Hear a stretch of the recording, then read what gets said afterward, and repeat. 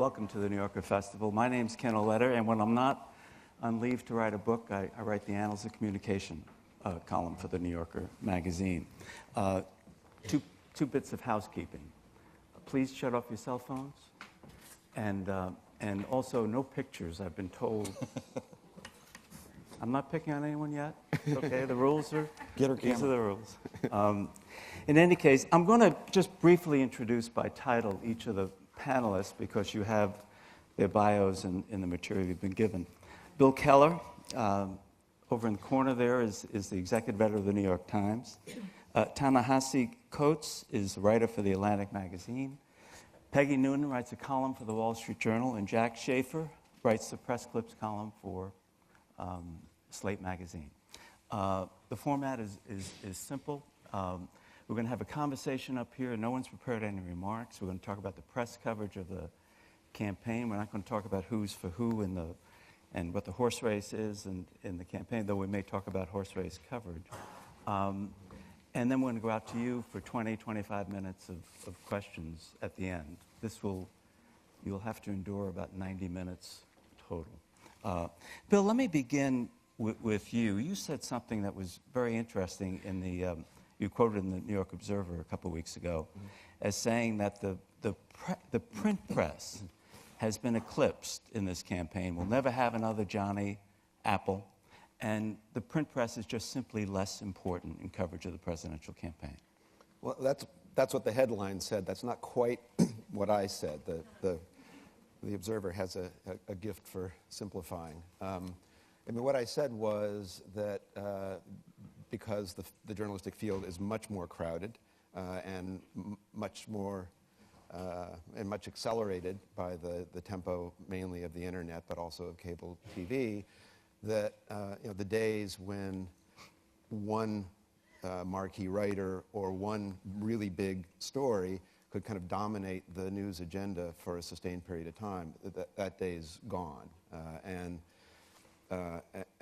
I can see some sense of disappointment in that because there have been good stories mostly in the print press, in our paper, in the Washington Post, in magazines, that I thought should have had more impact. And obviously it's like watching your children go out on the stage. You want them to bring the house down.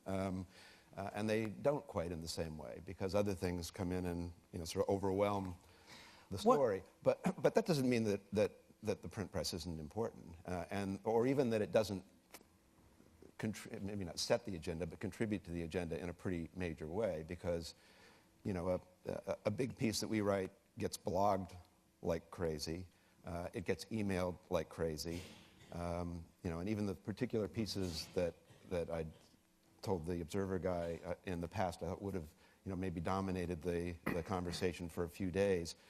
They still were the most emailed pieces of the week, and so that they were getting picked up. Just not, the echoes don't last as long and they aren't as loud.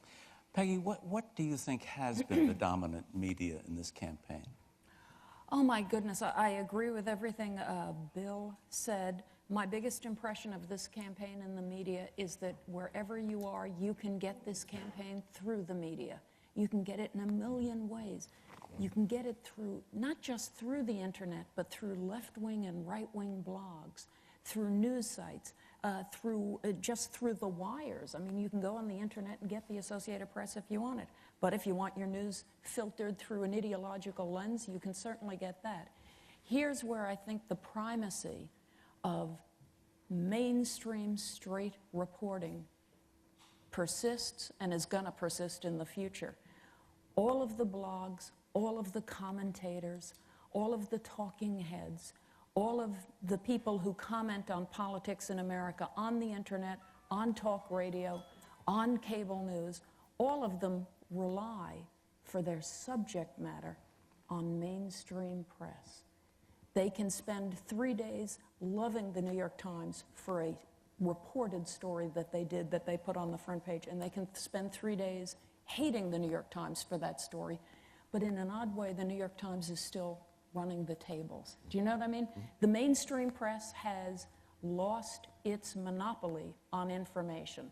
That is something huge that has been happening more and more for just about the past 8-10 years. But those who say mainstream press is over, reporting is over, they are completely wrong. They're missing the point. Everybody who chatters in America feeds off the reported story of the mainstream press. So anyway, your question was, where do we get our coverage? Baby, anywhere you want it. I watch cable TV. I get non-stop politics. They just about have microphones and a camera in Obama's ear. I get non-stop politics there. I can get it anywhere on the internet, and I can get it from my neighbors, because we are Americans in the modern era, and we feel it is our job to comment on politics, and everybody does. So if everybody is commenting and information is democratized, what happens to the so-called media elite? Is there such a thing? Ta-Nehisi? No, I don't think so. I think one of the great things, I'm just going to speak to this personally. I started blogging to promote my book.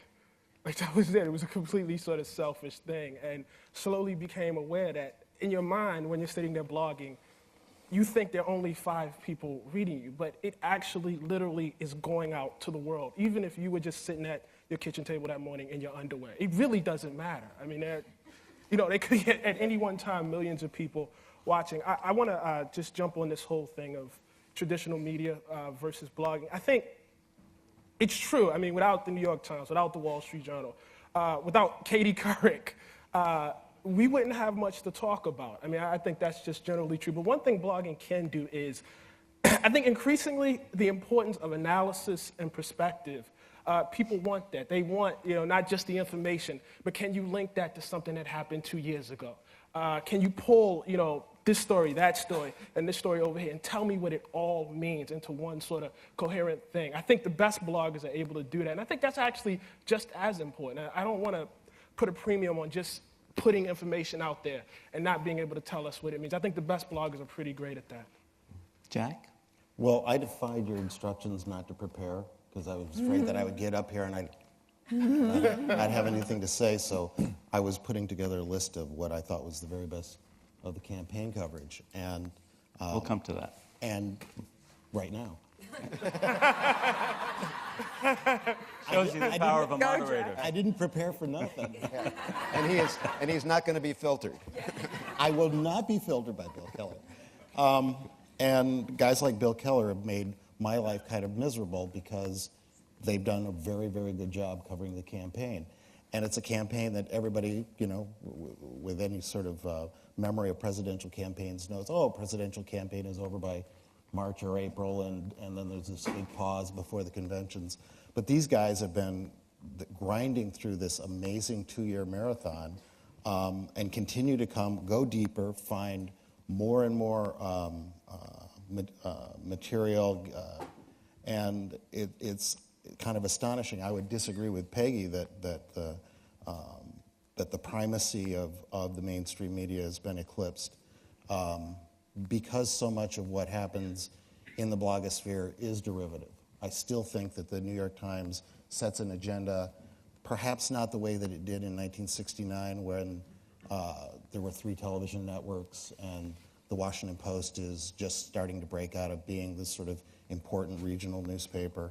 I don't think editors everywhere look at the New York Times wire feed today the way that they did in 1969. But when you think of the amazing troops that the New York Times has and just the voluminous coverage, I don't know who picked the rubric, the long run, for these, following all the candidates. But as I was scrolling on the internet last night looking through this stuff, I was just, I was mortified at how much work, how much, sort of actionable information they collect and maintain, and that it's now accessible. If I wanted to find out more about Barack Obama's life before he arrived in the U.S. Senate, I don't think I would visit the blogosphere and consider them any sort of authority. I'd go to the David Marinas piece that was in the Washington Post that was fantastic. I would go to John Judas's good piece about his career organizing, Ryan Liz's superb piece in the New Yorker, plug to New Yorker, and that as much as I admire the web and of the web, you're not seeing that sort of stuff from original voices in the web. So, Jack, are you saying that Governor Palin is correct when she talks about a media elite? Because you seem to be describing one. I don't know. When a redneck peckerwood like me can be writing for something like Slate, and she wants to posit that there's some sort of media elite that she's tilting against, I think she's really wrong. I think that there's a much larger range of point of view and coverage in today's mainstream media than there's ever been. And all that Palin is doing is what Richard Nixon sort of pioneered. You campaign against the press. It doesn't win you any votes, but it makes you very popular with your base. And that's transparent. I mean, she's this year's Spiro Agnew, the governor that we don't know very much about. It's put on the ticket for crass political purposes, and then turns around and attacks the press, which is fine with me. I love to attack the press. That's what I do for a living. When did elite become a term of opprobrium? If you refer to the Navy SEALs as an elite military unit, that's high praise. And if you refer to the Ivy Leagues as elite colleges, that means they're places you want your kids to go. But it's a reflection of the kind of underlying populism. Actually, Peggy wrote a column on the subject this morning. The populism in this campaign. And it should be taken as that. It's cant. But let's stay on your notion of elite, because the echo chamber you've described in terms of the web and blogosphere, et cetera, speeds up coverage and creates many more news cycles. But you have, if you just segue and fix elite and apply it to Sarah Palin, the way the press, the elite press, covered her the other night in debate, one could make an argument that they were all style and no substance. They were judging her from her performance and not from the substance of what she said. So they weren't acting like an elite. They were or were not. I'm not sure which which stuff. You want to start with Adam you Nagorny? read. In I the mean, New York obviously, Times? Style is a large part of it, and both of the campaigns set it up as a kind of stylistic contest. But we also did. We devoted a lot of ink to fact-checking the arguments that both of the candidates made, just for the truthfulness and accuracy of what they said. And we certainly, I think, reflected the strong differences they had, where you could discern them, through the kind of rhetorical fog on Iraq, on how to deal with foreign leaders, on the economy. The substance, to the extent that there was substance, was reflected pretty well. The format is designed to steer away from substance. When you go look at the published rules that the Commission on Presidential Debates, with all its wonderful corporate sponsors, and then the two campaigns who call the shots and negotiate, they're responding. They have 90 seconds to respond to a question. And so that's complete. That means I was counting the number of questions Gwen Ifill ended up asking, somewhere around 15 or 16. And so if Sarah Palin and Joe Biden cram, they have a very good idea of what constellation those questions are going to be in, and they have their 90 seconds of canned response, and they're not really challenged. And so if anybody wants to complain about the lack of substance in the coverage, you've got to go back to the original material. They're not saying a lot. My favorite moment was when both of them professed love for Israel, and I saw them fighting. I saw Israel first. No, I saw Israel. Mommy and Daddy love you very much, Israel, but we just can't get along. Peggy, you would proclaim yourself an elitist in the best sense that Bill was describing it. And you had applied earlier in this campaign some elite criticism to Sarah Palin that she wasn't up to the task. And yet in your column this morning, you talked about what a home run she hit, in effect. Yeah. But that's all about style, wasn't it?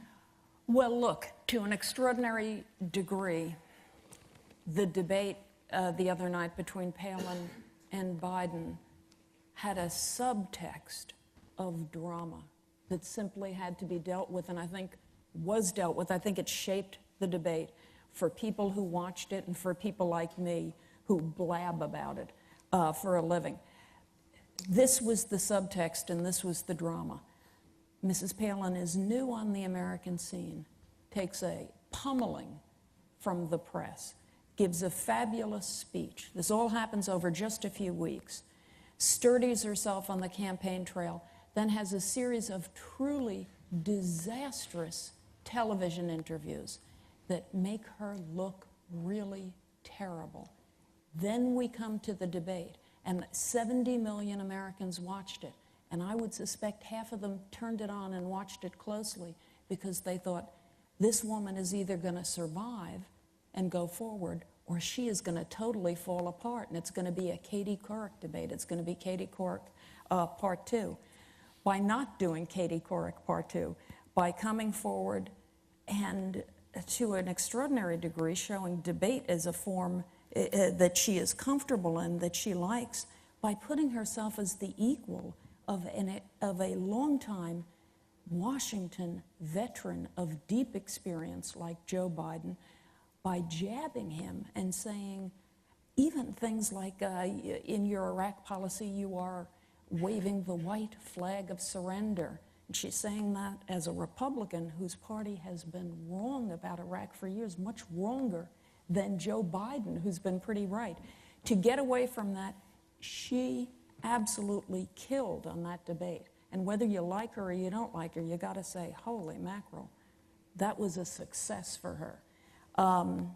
So I think that was the background, and that was why people didn't pay quite as much attention to what was said, but I think we'll be hearing plenty about what was said over the past, over the next few days. You're chomping at the bit. Oh yeah, I just wanted to, and I've heard this before, it's always funny to me, because an interview with Katie Couric is not the same as a debate. It's like you did terrible at the 100-yard dash, but you did great at the long jump. I mean, one is not, necessarily a pretext for the other. I wasn't surprised that, she did good in a debate. It's a completely different format. You can bull your way right through and not answer the questions if you don't. When she was with Katie Couric, there were follow-ups. She was forced into, a corner where she had to answer the questions. It just seems to me a completely different skill set. Do you think that Gwen Ifill, the moderator, failed in her job to ask follow-up questions? I'm hesitant to say that because I don't know what constraints she was put under going in. I think like any other, journalist and, observer of the press, I would have loved to hear some follow-ups, to both candidates, but I don't know what the agreement was. I know there's some talk, even amongst us, that, maybe she was shook by some of the criticism beforehand. I really hope that that's not true. I really hope not. I thought she was fine and fair. She kept herself out of it. She asked questions, they had to answer them, and she kept herself out. I think that's what a moderator ought to do. I got a question for Peggy. You spoke of the pummeling that Palin got in the beginning. What are you referring to? Because Well, you and I will probably disagree on this, but I thought Sarah Palin, from the moment she came out, she's a surprise choice. There are a number of us who weren't quite in love with probably the standards by which this choice was made. She comes out, she's introduced to the American people. She's a 44-year-old woman. She's a year and a half, I think, or almost 2 years, a governor of Alaska, off the continent. People don't know her. She walks in, puts down her bags in the room called America, and gets pummeled immediately from the blogs, on the internet. It starts to filter up on issues that are not having to do with her quotes, her votes, her profession. This is the very early days, Jack. You're talking about the so-called, the rumor? She is attacked on gossip, family drama. Which none of the mainstream press ran. Is her child really her child? Is her baby really her baby? Is it the daughter's baby? Then the McCain campaign is forced to announce that the daughter is going to have a baby. Then we go through that. Then I started sitting through CNN shows where they're discussing Republican policy on abstinence and what about Palin's daughter? Does this prove Republicans are hypocrites? Using and abusing a 17-year-old girl, really just doing the ritual abuse of her. I found it So offensive. There were a million examples of this. It wasn't all on the blogs. I found it deeply offensive. I also think the press, in doing this, way overstepped and made the American people think, whoa, give this woman a chance. You are being unjust. And it is what led, in part, to the dynamism of Sarah Palin on the campaign trail and the dynamism of Sarah Palin's convention speech. The press did not mean to help her. They helped her enormously. They made her almost bulletproof until Katie Couric got serious shots in. And I would say to you, I know there is a difference between debate and interview. One is propulsive, leaning forward, involves aggression, involves thrust and parry. The other involves reflection. It involves a different sort of thing. But the Katie Couric interviews were so powerful and so killing that Sarah Palin, at the end of it, seemed like a woman who didn't know how to think. And you know what? In debate, you have to think. It's really important. So there were many people, I believe, who thought, she can't do this, and then she did it. I never thought she didn't know how to think. I just thought she didn't know the answer. I just thought she didn't know the answer. I'll leave it at that. Let's move off Sarah Palin unless anyone wants to. Well, just the last comment I'd make. I haven't seen it as a pummeling of Sarah Palin. You enter the arena. If you're Joe Biden, they're writing nasty stories about your hair plugs and the hair dye that you use. They're accusing you of exploiting your dead wife and kids for political gain when you bring them up in a debate to say, oh, I can pull on your heartstrings too. And it's in the arena. If we had had perhaps a tougher press when Spiro Agnew was nominated, if people had dug deeper into the cesspool of Maryland politics to find out that he was as crooked as the day is long, we've been a lot better off. But there was a remove there at that point that I think you could say it damaged the republic. You're going to be in politics. You're going to take some punches. If you don't, and I think actually Palin is. I don't feel bad for her because I think she knows what she's in for. She knows what politics is about. She's a hockey mom. She can bring the stake up high and hit back. So I don't shed many tears for her. Well, how about the early days? You don't think she was treated unjustly? I never saw a CNN story on the Joe Biden stuff that you mentioned. It wasn't the same, and it was deeply personal. They should have been talking about her votes, her quotes, her professional record. They should have been taking hard shots. You know, you mentioned Spiro Agnew. If somebody, they didn't need to investigate Spiro Agnew's family. They needed to investigate his career and his leadership back home. With a resume, that's what they needed to do with Palin, and by not successfully doing Peggy, that, with taking, I think, the cheap shot instead, with a resume, they helped her. With They hurt the press. With a resume that's that thin, as Sarah Palin's is, Fine. Then it makes your job easier. No, it makes your job harder because you have to dig deeper and deeper to find the noodles and the chicken bits. All right, then there's just nothing in there. I think, Peggy, what you're overlooking is that the campaign actually put forth her performance as a mother and her family as part of her resume. And I absolutely agree with you that you tread very carefully when you're dealing with kids. Yes. And I do agree that some of the early stuff that was on the blogosphere and was not in the mainstream media, the rumors about whether the kid was her kid was offensive. But using a 17-year-old let me kid finish. was Wait a second. was Wait a second. Let me finish. I also agree with you that a lot of that early dwelling on her personal life created a kind of sympathetic backlash in the country. I think that's true. But I think they put forth her ability to juggle a family of 5 kids with being governor of a big state as a demonstration of her management skills. They put forth her decision to have a Downs baby as a sort of affirmation of her character and her living according to her values. They put forth the fact that she has a son in Iraq as a demonstration that she sort of gets what the military families of America are feeling. They made her personal life part of her resume, and you cannot say, okay, it's part of her resume, but don't go there. See, I don't think they made it that. This is a fact of politics. Your family, when you go forward as a national leader in America, as a candidate for some office, Your family is immediately part of the story, and we all know it. It's part of your autobiography. It's part of who you are, and you come forward with it.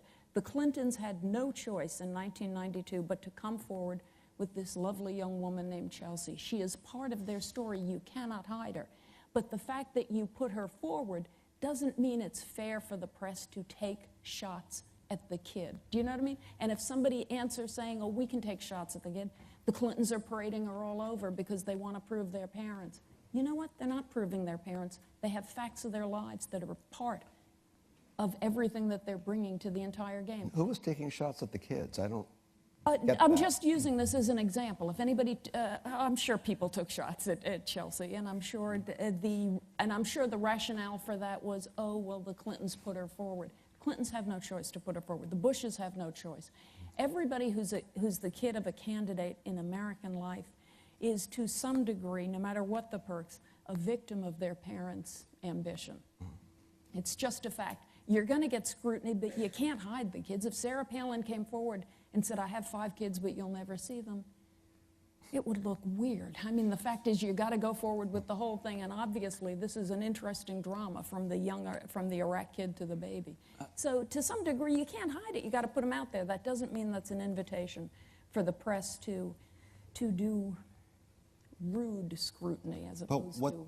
But Peggy, what the press ended up doing was saying, there's nothing to this anonymous blogger on the Daily Cause who said that the baby was Governor Palin's. I mean, they didn't take shots. They said the press, you know, everybody who reads the Drudge Report or whoever linked to the Daily Cause. I know Andrew Sullivan was writing about this rumor. Sure he was. The mainstream media can't turn its eye away. You know, tens of millions of people are consuming this blog, talking about it, thinking about it, blogging back and forth. I thought what the press did was not attack Governor Palin, not attack the daughter, but corrected the record. I think we experienced that in 2 wholly different ways. I do not think the press it corrected the record. I think it was an activist in a dark way, and I think it didn't work, and it wasn't right. Let me, if I can, act like a media elite here and change the subject. And that is, if you look back at this campaign, which is not over, what do you think are the best things the press did and the worst things they did? Bill? Well, I'll tell you good things and bad things. I don't know about best and worst. Okay. Or let me frame it.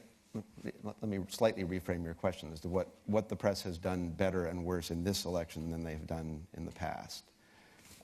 One thing I think that the press has done much better, and this is partly because of the presence of the blogs, although not entirely, is fact check. I know, and the Washington Post and the mainstream media devote a lot more energy, a lot more resources in real time on the web and in print to checking the allegations and vetting the ads of the campaigns than we did 4 years ago. And that's in part because we learned some lessons from online people who did that, including Slate. And that's a real service. It's sort of a truism to say, on the other hand, that the media trivializes important issues. I mean, that is at least as true this time around as it was 4 years and 8 years and 12 years ago. One thing that I've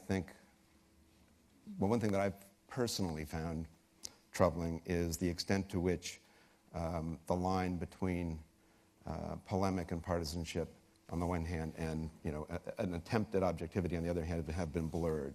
I think there's, particularly on cable TV, you have a kind of Lou Dobbsification of the coverage, so that, I think it was a mistake for MSNBC to have, Chris Matthews, serving as an anchor when he's a good, interesting commentator, but to put him forward as the kind of, Walter Cronkite of the moment, I think was a mistake. And there's been a lot of that kind of blurring of the line between opinion and straight journalism.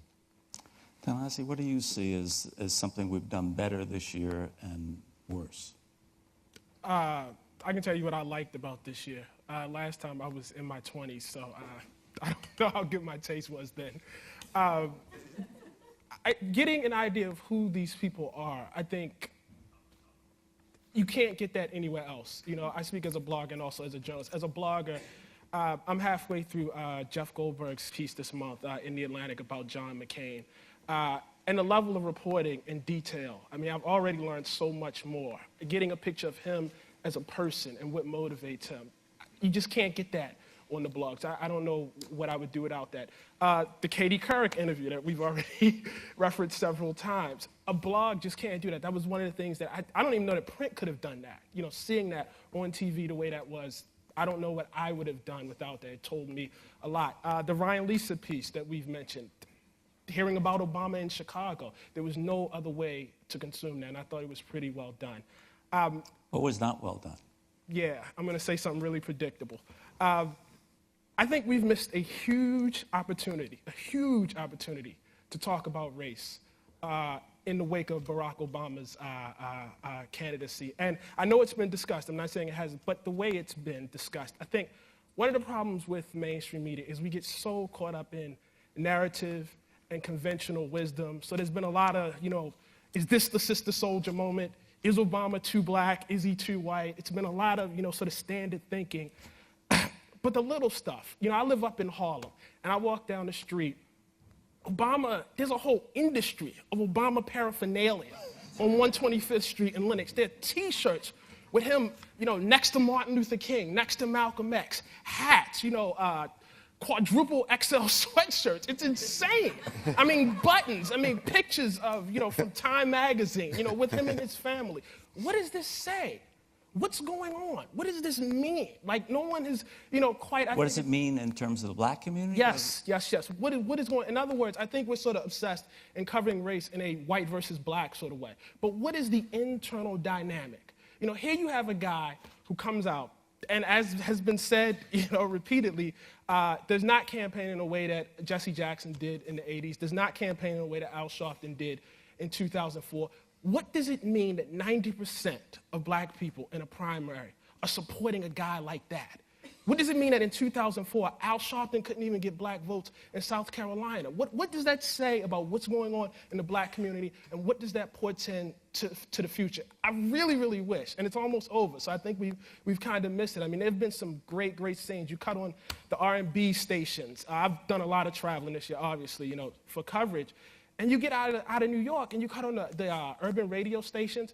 I mean, they're billing themselves. Obama, 97.3. I mean, they use it as an advertising thing. I mean, this is huge. This is gigantic. And we've completely, like, whiffed on it. It's like God completely under, you know, and I'm at fault because I haven't written, you know, much about this myself. So I'm not, you know, blaming everyone else. I mean, I take the lump, too, as a journalist. But I think this is, you know, sort of part of our tendency to get caught up in what the narrative was last time and look for, what do you call it? There's a word I'm not getting right now, but look for, you know, basically what happened last time and hope that, you know, oh, this is it. This is what this means. You know, to see everything through the lens of the past. Fighting the last war. Yes, as opposed to what's coming up, what's next, you know, what really is different. Jack?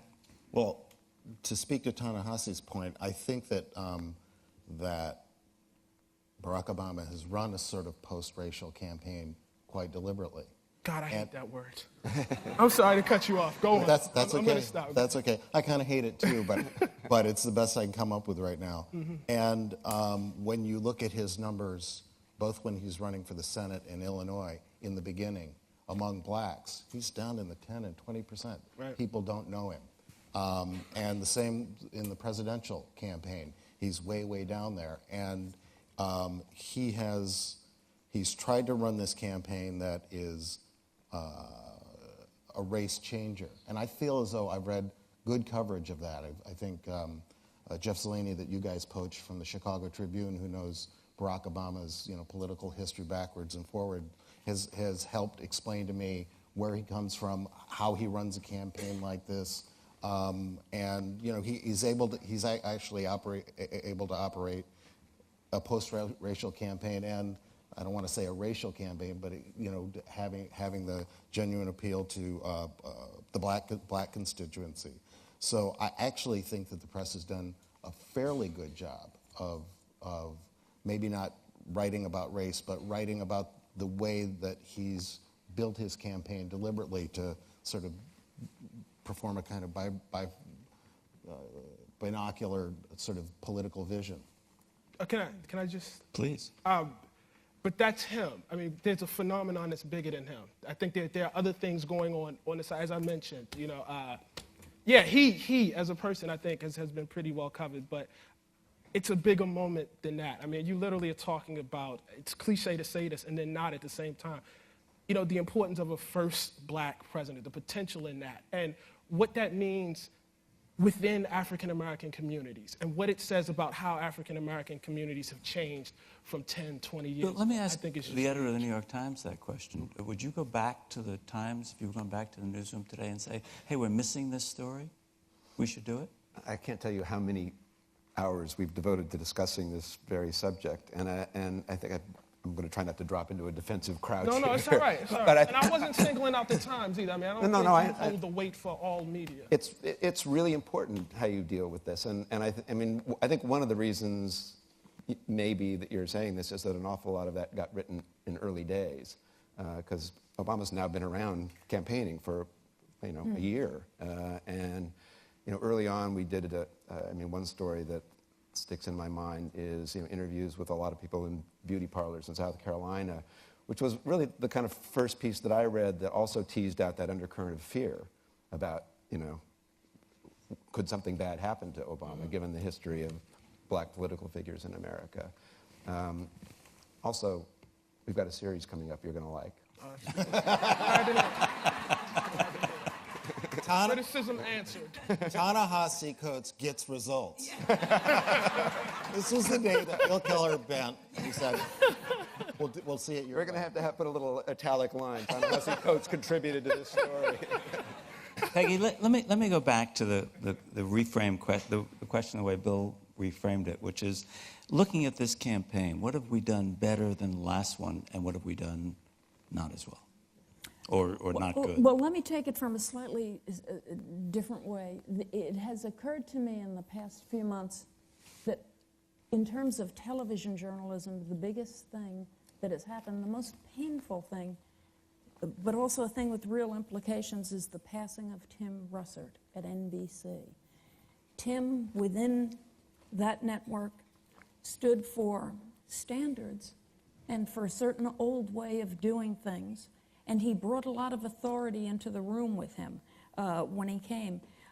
I can't help but think the disintegration of some of the things at, say, MSNBC would not have happened if Tim were still around. He was a force there, and NBC is one of the three big networks. It has seemed to me one of the things that we've seen continue in 2008 that has had a deleterious effect, if I'm saying that word correctly, is this: the big broadcast networks, which used to flood a convention and flood a debate with hundreds of workers, hundreds of staffers, writers, producers, cameramen.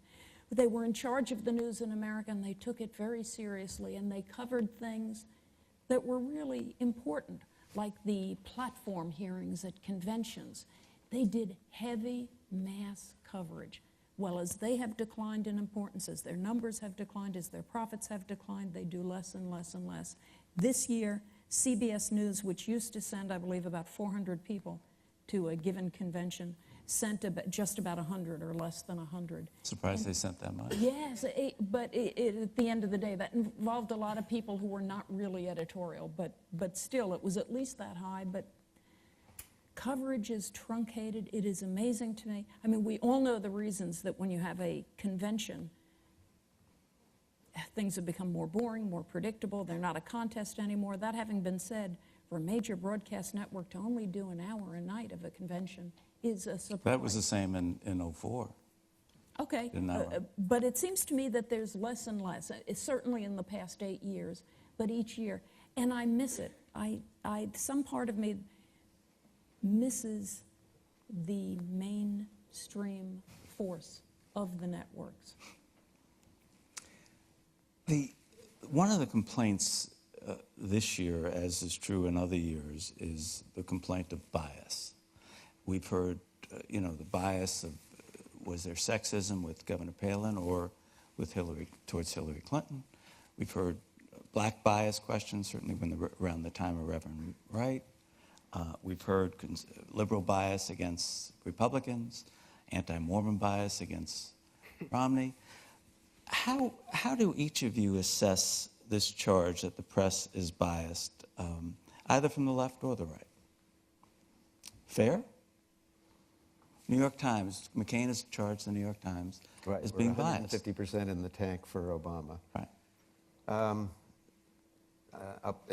Tomorrow when you pick up your Week in Review section, you will find a column by our public editor. I'm not sure he'd be pleased to have me discussing it before it's even seen print, but responding to some of those, we have Clark Hoyt, who's our public editor, sort of ombudsman, independent voice of the readers, and addressing the complaints, mostly from the McCain campaign, that we've been writing these tough investigative pieces about McCain, but where are the tough investigative pieces about Obama? And he went back and he acknowledges that since there were tickets picked and since the conventions, that's true. But if you go back to the beginning, when Obama was a fresh face and everybody was, like kids following the soccer ball, following the new guy, we've actually written more tough pieces on Obama than we have on McCain. He counts 20 versus 13. I don't know what his standard of tough is, but but there is a problem there. I mean, because people have short memories, and they may not remember that back in the spring we wrote about his Resco problem, his Exelon problem, the fact that he had a tendency to vote present on controversial issues in the Illinois legislature. I mean, all of those were pieces that we wrote back in the early spring. One answer to that, which we're going to do, is we're going to publish a special section where we recap a lot of the pieces that we've done 10 days or so before. When they jam the ref, as they did with you, when McCain's people complain and attack the Times, does that have any impact on you as you're... My first reaction when they do that is to say, what's the toughest McCain piece we've got, and let's put it on the front page tomorrow. Just to show them that they're not going to get away with that. I mean, look, they make those charges because it plays to the base, it changes the subject, they hope it'll work the ref, that it'll brush us back and we'll be a little more timid about the next piece. It's unpleasant, but I don't think it has really changed the way we've come at this campaign. Peggy, let me pick up on the sexism thing. Implied in what you said earlier about the way Governor Palin was initially covered, one could interpret that maybe there was an element to sexism, and certainly the Hillary Clinton supporters charged that the press was guilty of sexism. Do you see that in the coverage of either early coverage of Palin or even now, or Hillary Clinton before that? I don't think of it in those terms. I think the early Palin coverage was cruel. Oddly enough, I just wouldn't call it sexist. I just think it was what it was. Would the press have done that to a male? Covered it the same way? I don't know, but I must... The Palin case is complicated because I think she, being young and being an unusual figure, she probably does inspire unusual responses. I never thought in Mrs. Clinton's case, Mrs. Clinton was someone who now and then would come forward and say they're being sexist. When she would do that, I would think, oh my goodness, Margaret Thatcher and Indira Gandhi never would have done that because they never would have thought of themselves as women in a male world being picked on unfairly by men. Margaret Thatcher thought it was her job to be who she was and to slap men on the head with her purse when they pissed her off. That's more the burly attitude I like to see among women in politics. I never saw Mrs. Clinton, to sum that up, as the victim of sexism. I thought she was the beneficiary in some degree of being the first woman, taken seriously, almost gonna get this thing. That added a lot of oomph and excitement and firstness to her campaign. The Palin case, I don't know. I haven't fully thought it through. She is so unusual in that she jumbles up so many categories, you know?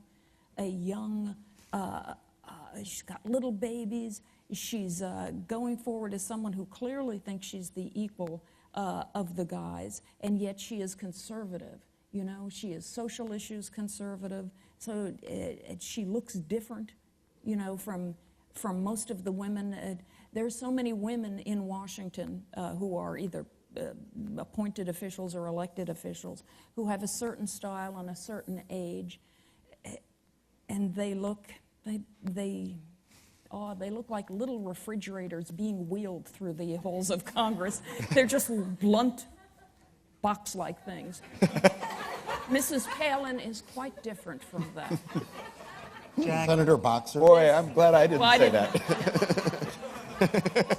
No, I was not speaking of Senator Boxer. Okay. I was just trying to find an image there. gotcha. So anyway, look, I'm babbling along here. I don't know the degree to which that's true. It's not. Jack, It's not the way I think of it. As someone who inspects closely the press and its performance, you're aware that there's been all these charges about press bias, particularly liberal bias.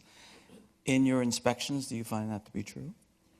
I sort of followed Dan Okrent, the great column that he wrote when he was public editor about the biases of the New York Times and is it a liberal newspaper? And he said, well, of course it's a liberal newspaper. And he proceeded to dissect the coverage and say, here are the prejudices, here are the assumptions of this newspaper. I've never let that bother me in almost any newspaper or magazine or television channel I watch.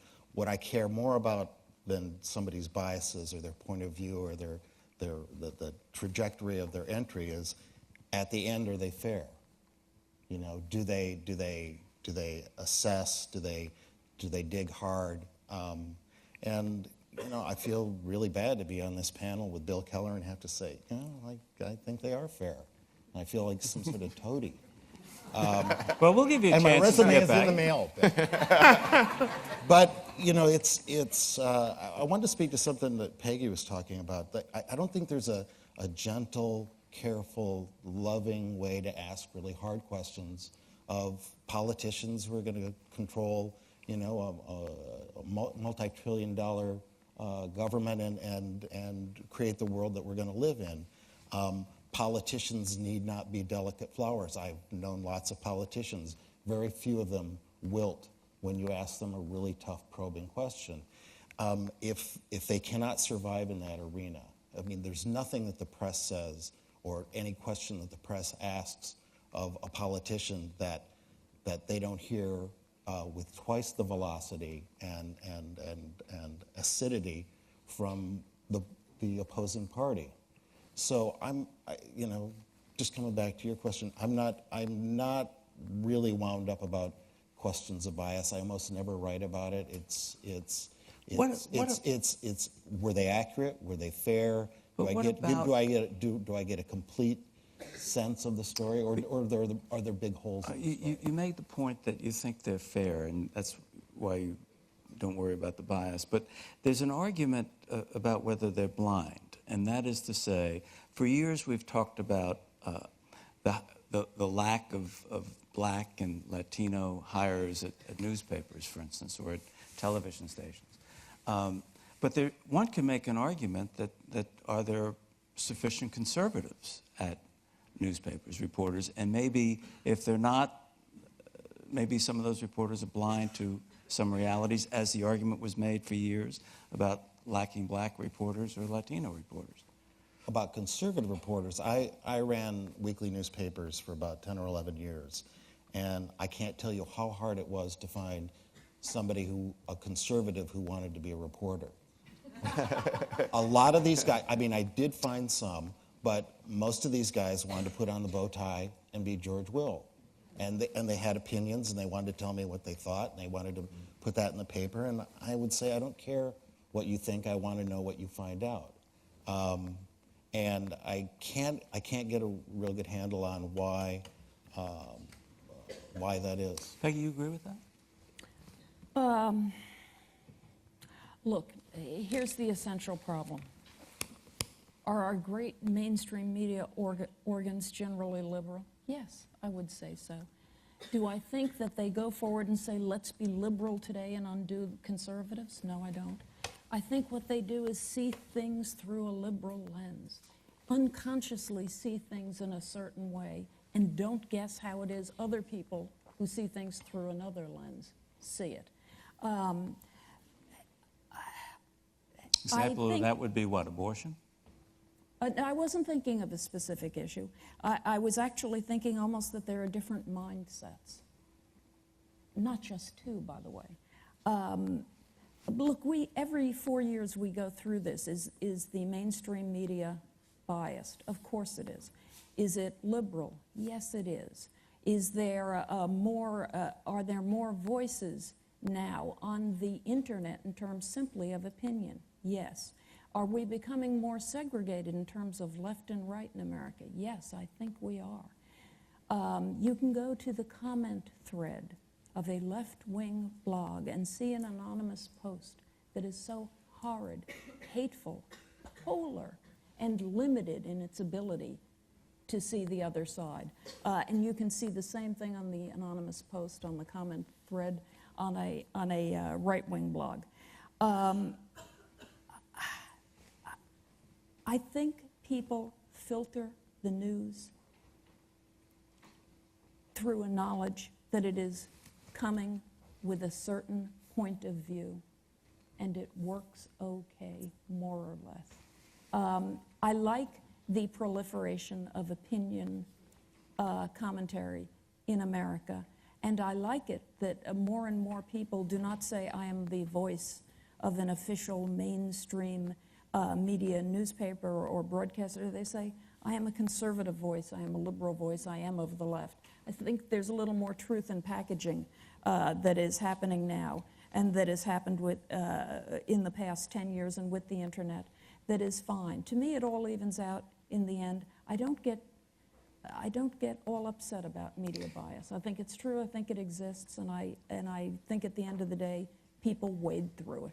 Bill, one can make an argument that the more operative media bias is not a liberal or conservative bias, but a bias for conflict. That is to say, a reporter may be liberal, but if they have a good story about the liberal candidate, a negative story, they're going to run with that story because they want to be on page one. But that the operative bias that you see in so much of the horse race coverage and the drama and the new narratives that come out seemingly all the time is writ large a kind of a bias for conflict. Is that a fair statement? I think there's some truth in that. I mean, I think that's a kind of update of the kind of traditional complaint that only bad news is news. All of the people who didn't get murdered yesterday don't make the newspaper. And it's true that conflict is inherently interesting and sexy and appealing. We have the advantage of having a lot of people writing for us and a lot of space to publish it, and so we can publish a lot of things that aren't conflict. And we try during a campaign to sum up the views of the candidates on education and health care, and including issues where there isn't that much difference between them, because voters are entitled to know that stuff. But it's true that if you're choosing between a piece rounding up the views of the candidates on an issue where everybody has pretty much the same point of view, and one where they're starkly different, the one where they're starkly different is likely to make the front page. But to enlarge the point, could you make the argument that with media concentration being greater in the sense of ownership of by large, be it in newspaper chains or I'm not television? sure I buy that assumption. Well, but let me just finish the media is maybe statement less question. concentrated. No, I understand that, but you can make an argument that media is becoming more and more, to pick up a word that was used here, bifurcated. And that is to say, if you're a TV network, be it a cable or broadcast, or you're a newspaper, increasingly you're worried about your declining audience. And so you want to shout a little louder. And that's the argument of why there's the argument would be that there's a premium placed, certainly by the owners of these traditional media companies, shout a little louder to get a little more notice. That ring true to you? I'm sorry, I didn't You don't quite get my the question. it was too long a question. The The question is with media audiences bifurcating, splitting, and getting smaller, that the owners of these media institutions put more pressure on the journalists to shout a little louder to get more people in their tent. And that somehow what we're seeing, what we witness with the conflict is kind of a corporate pressure. Yeah, I freelanced for a good period of my life, so I can't speak to that. But I think one of the things that's happening, at least that I've noticed on the internet side, is in some ways it's great to not have an editor. I think the pure you is out there, but I can't tell you how many things that I've written where I have shouted quite loud, and not because I wanted more people to pay attention, but just because you're angry. And then 2 days later, you go back and you look at it, you say, oh my God, I can't believe I said that. So I think if there's one big thing, I think that is in terms of a problem with more people having more access, you don't always filter yourself. And you tend to say highly partisan, angry things that may not necessarily add anything new to the discussion. They may make the people who regularly read your site or read what you write say, yeah, that's it, that's how I feel. But it may not necessarily pass the test of trying to defend it 2 weeks later. Jack, to bring it down, you hear this complaint from the left more often than you do from the right, corporate pressure. Do you see any evidence of that? Not overt. I think that the left is right when they're talking about GE's ownership of NBC and are they critical of nuclear energy and of defense contracting. But I don't know that there's overt influence. I mean, Slate now is owned by the Washington Post company, and it's which is, I guess, still a Fortune 500 company. And, Warren Buffett is one of its primary stockholders. Warren Buffett never sends a henchman with a lead pipe over to tell me, what to write and how to write it. So I'd say no. Going to the question of the shouting louder and in pursuit of audience, there's a good piece in the most recent New Republic by, I think it's Greg Vise is his last name, and he's talking about the kind of ascendancy and renaissance of CNN when you factor out the oddity that Lou Dobbs is. It's a news organization that sort of plods the boring, professional, direct center in its reporting, and then in MSNBC and Fox, you have these right and sort of left identified characters, but they're not necessarily always doing news. So much of what happens on Fox and on MSNBC is talking about the news, interpreting the news, digesting and regurgitating the news. So I guess this is not something that keeps me up, awake at night, worrying about is the shouting injurious to journalism. I mean, shouting is what journalism started as, a town crier, shouting it out, and typographers discovering 42-point type in order to announce some sort of scandal.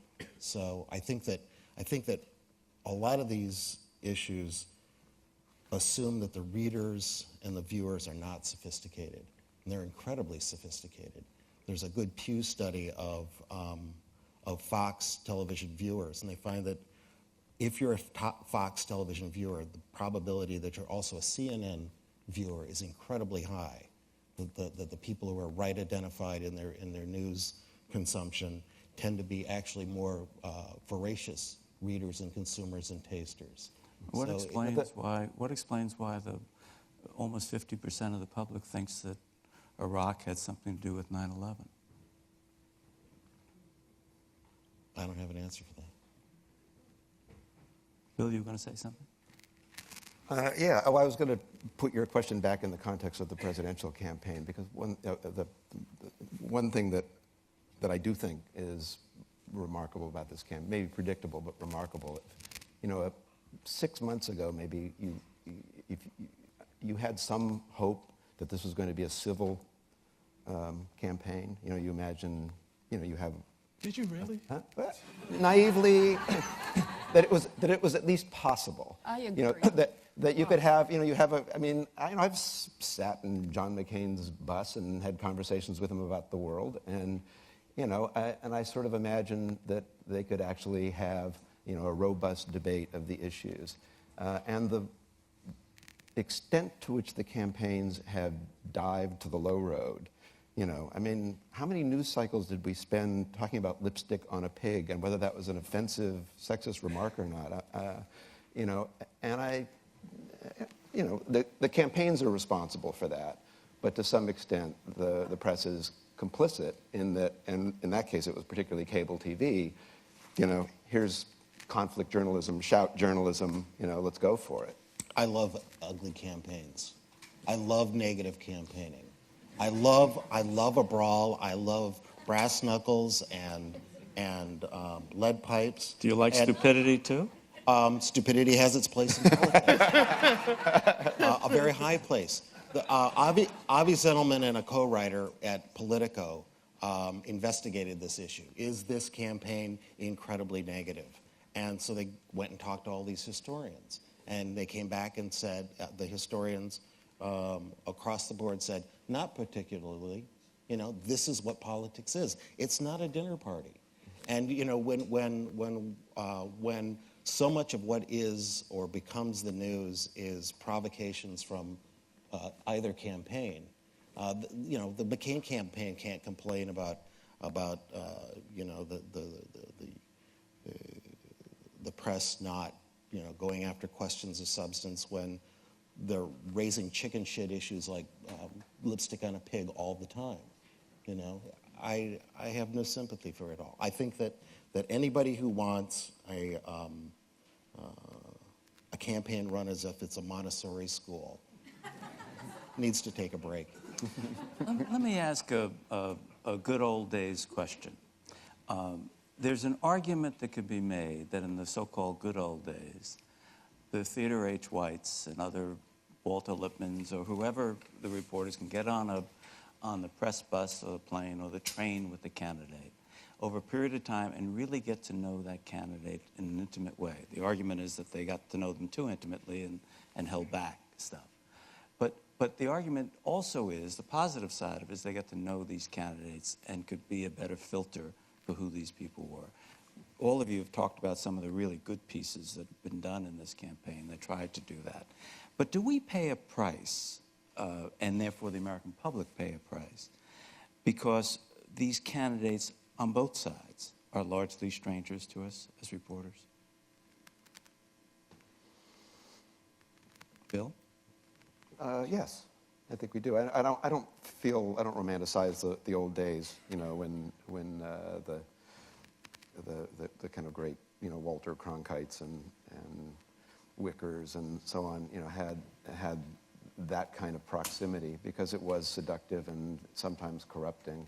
But yeah, I think, the things that you would most like to know, aside from I enjoyed the brass knuckle stuff too, but I plead guilty to being a little high-minded on the subject of who ought to be running the United States at this particular point in history. And what you would like to know is, how do these people decide? Particularly in the case of somebody like Obama, who hasn't had that much experience of deciding things. You would really like to get down into the forensics of how he decides. How does he listen? How does he judge? And that's very, very hard to do when you are kept at that kind of distance. A certain amount of distance is essential, but too much distance means, there's a lot of guesswork that goes into what you give your readers. Peggy, as someone who's been inside, on the other side, what are we missing by the fact that these people are largely strangers? Well, in a shallow way, you're missing a lot of extremely boring conversation in the power cabin in the front of the campaign, in the front of the campaign plane. I am struck by constant reports from reporters that The segregation between the reporters and the candidate, with some exceptions, such as the old McCain campaign bus, there's literally a blue curtain on the campaign plane between the candidate up front and his aides and the press. They don't see each other. There have been times on the McCain and the Obama press planes where they have started to say, stop this, we've got to see this guy. We do miss out on a lot of how they are thinking. They are deliberately, the candidates are deliberately protecting themselves from the press. I do like the old days better. I wasn't there for the old days when the candidate and the reporters were all on the plane together, all on the bus together, and reporters could observe them and observe how they think, how their minds work, how they interact with people, how revealingly they interact with their staff. All of these things are helpful in the understanding of a candidate. I think they're harder to get than ever now. I think it's not a good thing, and it is happening in terms of press control among Democrats and Republicans. It is bipartisan stiffing up the press, and it's not good. I just, Peggy referenced the McCain bus in 2000, and this is both a statement and a question to people who are much more experienced than me. A mythology emerged about McCain out of that bus, largely, fueled by reporters, that apparently was wrong. McCain is this completely honorable guy who, did have a limit in terms of where he would go to win a race. I'm not saying Obama is any better, but that came out of a lot of exposure to the candidate. And so I question how much that's worth. Now, it may be that, people can point me to examples 20, 30 years ago where, in fact, that was worth something. But it's shocking to me how much access reporters got at that point and apparently missed this. And at the same time, there were people who did not get as much access who were saying, this is who McCain is. There were people in Arizona. I, had the luxury of being in D.C. at the time working for an alternative paper. And a reporter, predicted this, 10 years ago with the piece. So I wonder about access. I guess as a guy who, as a reporter, has never, enjoyed that sort of access. The second thing is, isn't there an antagonistic relationship that's supposed to take place? I mean, isn't this what these guys are supposed to do? They're trying to win, and they're going to do whatever they, think they have to do to win. So the idea that they should help us who, and this is just in my mind, we're the opposition. We're trying to get the truth, and they're trying to win. Those two things seem to be diametrically opposed. I haven't been doing this long, so I could be wrong about that. I'm willing to be corrected on that. It's just what I think. I'm semi-pleased about the absence of access. I think access many times poisons. I feel I put on 150 pounds reading the coverage of Obama and McCain. They're inside my body. I know how Barack Obama plays basketball. I know that Barack Obama did drugs, but he didn't do too many drugs. I know about his career as a professor of law. I know about there's practically no stone in his life that's not been unturned, largely by the New York Times, but other great publications like The Post and New Yorker and New Republic. And I feel as though if I find out anything more about these individuals, I'm going to explode. The problem with access is there's a great biography of Scotty Reston, which shows how corrupting and how automatically corrupting it can be of journalists who get too close to their power, the authorities. Same was true of the biography of Walter Lippmann. Right. And they start taking off the press hat. They start thinking about, well, what's best for America rather than what's best for tomorrow's newspaper. And so, the fact that Jake Tapper and Art Slate's John Dickerson, who's been doing fantastic work, and I haven't plugged him so that because I don't want to sound like I'm rooting for the whole home team. The fact that they're not able to go up and have a play pinochle with John McCain does not break my heart. I feel as though the press is it forces the press to dig harder. He won't tell us about his life. He won't tell us about his lobbyists. He won't tell us about his decision-making process. We'll have to take a stab at it. Right. I'm happy with it. With that hopeful note, I want to thank our panelists. Great job.